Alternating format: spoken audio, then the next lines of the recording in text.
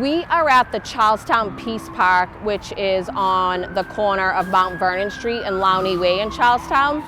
This park was dedicated over 35 years ago to a gentleman named Bobby McGrath, who was murdered. We got a small grant through the Charlestown Coalition a few years back called the Love Your Block grant, where we kind of could pick a park in the community and bring it back to life. There was some vandalism that happened after we started doing some work in the park, and that vandalism from whoever caused that ended up bringing the community together and uniting the community even more. And this is just really like a sanctuary where people come and sit and reflect and think about loved ones that they lost, not just loved ones to overdose, but to community violence, suicide, some type of sickness or disease like cancer or HIV. We made peace rocks in memory of those that we loved. It was just a way for people to share and express their pain, and they're placed all over the park everywhere. And so this is just really a place where people can come and sit and reflect and heal. It's a process. It's always going to be a process. In whatever form this place is, it will be moving toward a more perfect peace. I think of peace as something that speaks to being safe. And when you're safe, you can handle so much more than when you're threatened. Threatened kind of shrinks us and makes us less available even for the ones we love. I sometimes think we can't change the past, but we can sure change our relationship to the past. And this place changes relationships all the time. Hi, my name is Susie, and I'm here today to talk about the Peace Park. We have been doing vigils in Charlestown for a long time, and it was usually in a Hay Square area down in Charlestown, down by Tuff Street. And this area that we have now dedicated is amazing. There's a lot of sweat, blood, tears. We would turn it around. We uprooted that park and designed it. So this is the garden where all the plantings are, and hopefully it blooms really soon and becomes even more beautiful than it is now.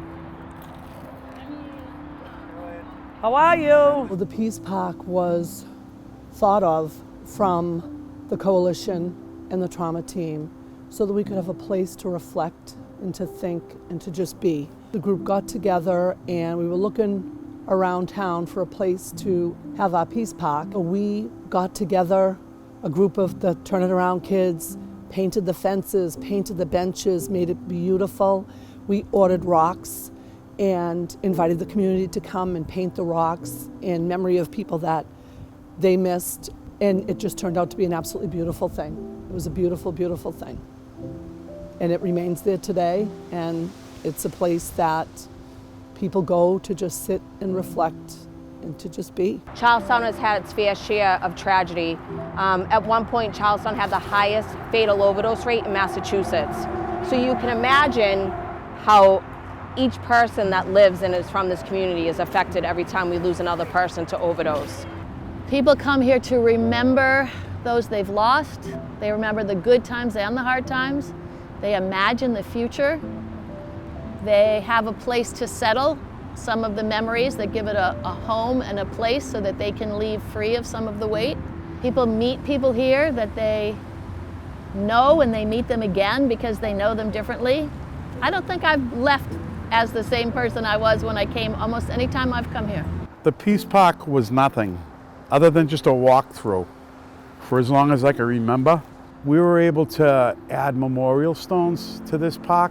To be able to spend a few hours painting a rock with your child's name and your child's birth date and death date was extremely meaningful.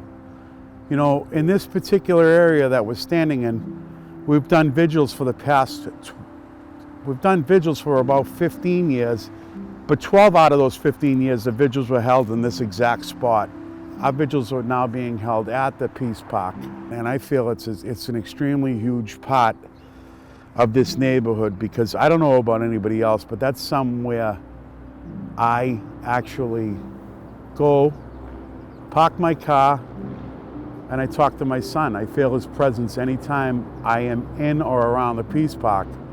So I actually go out of my way to travel down that street to spend a few minutes, at least once a week, again, because I feel my son's presence there.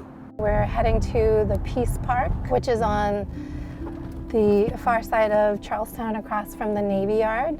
We have an Earth Day cleanup. We're partnering with the Kennedy Center, the Mystic Project, and obviously our Charlestown Coalition and our Turnaround Youth to clean up the park. And we have some fun activities for kids around Earth Day, and so really it's just a way to engage the community and to ensure that people stay connected and also that they are aware of what's going on in the Peace Park. This is the park. I'm just gonna park right over here.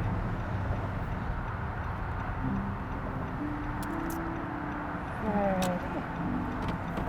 My name is Marissa Zampino. I use she, they pronouns. I work for the Mystic River Watershed Association. We're a regional environmental nonprofit that protects and restores the Mystic River, of which Charlestown is a part of the watershed.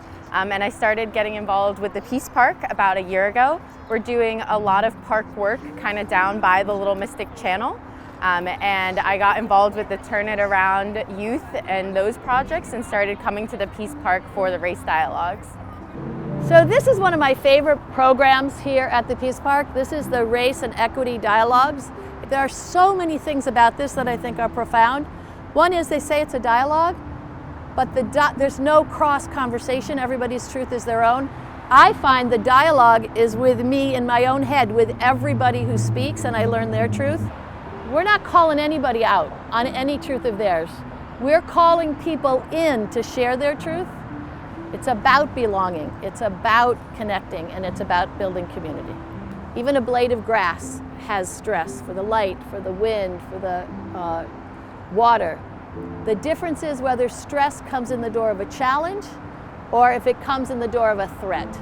If it comes in through threat, it can take you down. If it comes in through challenge, it can wake you up. And part of what I think happens on the other side of this fence is that stress is welcomed, the calling in, but the challenge is embedded in every single part of it. It's a welcome challenge, and it can mobilize even while safe. There's a lot of people who struggle around here, and it's said long ago that the person asking for change is not always asking for money. Okay, this is an area that was not in the best shape, and as a community, we come together, we unify, and we break bread, and we plant seeds and turn a place that may have once been not so pretty into something beautiful, something to respect, and something to come and visit and be a part of. And as a community as a whole, Charlestown being the tight-knit community, we're trying to provide some love, a safe space, and a place for people to come and arrive and celebrate life. The society that we're in today, it takes real effort to connect with another person honestly and authentically and to just build that direct space. That's why having a physical space where this is always what happens here is so important and so powerful. And that's why having this kind of human space, the circles that literally are about keeping everyone the same distance from each other, the same connection to each other, this is a model that we need to see everywhere. Charlestown really has always been modeling that. I think about, before most of the rest of the world had the nice sanitized words for recovery and the opiate crisis, you were taking care of people in your community who needed it here. No judgment, and with whatever it took, whatever resources, even if they weren't coming from the places that were built to help, people were figuring it out and making do and building whatever they needed to build on their own. When I think of healing in my community, the way I grew up is you had to have this kill or be killed attitude. We don't like to show vulnerabilities because we were taught that that was a sign of weakness. Coming together with one another and sharing our stories and our vulnerabilities and our fears with one another and knowing that it's okay.